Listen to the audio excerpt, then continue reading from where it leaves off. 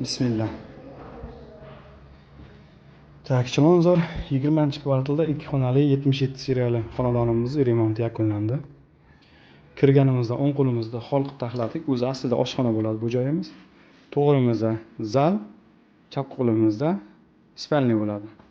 To'g'rimizda zaldan boshlaydigan bo'lsak, zal qismimiz 330 ga 520 lik xona. Televizorni qilib taxlaganmiz. Yonlarni podsvetka chiroyli qilib taxladik. Tepalarni natujdan qilingan. Asosiy kirish eshigimiz отпечаткali eshiklar qo'yilgan.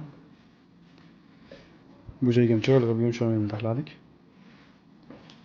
Tak.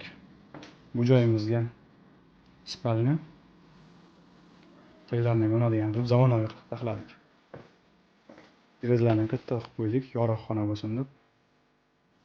Bu tarafga shkaf yasatdik va ayollarimiz uchun chiroyli zona.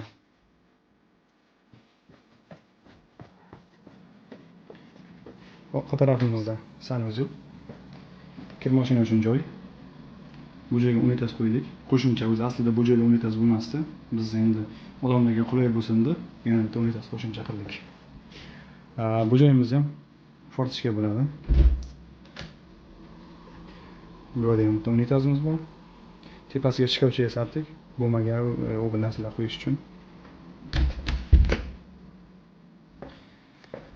Bu joyimizda Xudo xolasa stul qilsa, pufakchalar bo'ladi. Buni tagiga sandiqcha, banka qo'yiladi, choy ichadigan joy bo'ladi. Balkonga oshxonani chiqazganmiz. Bu joyni chiroyli qilib barqib yasatdik.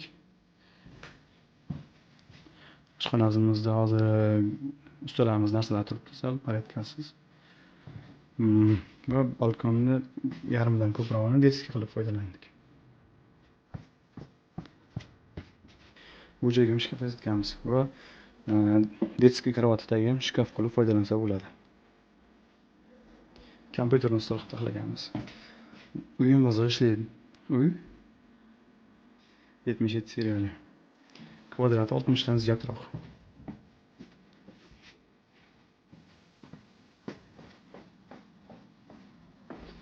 Xudo xolasa hammaga manzur bo'ladi. Sotuvga endi chiqazdik. Xohlasa mebel texnikasi bilan, xohlasa bez mebel texnika qilib ham sotamiz.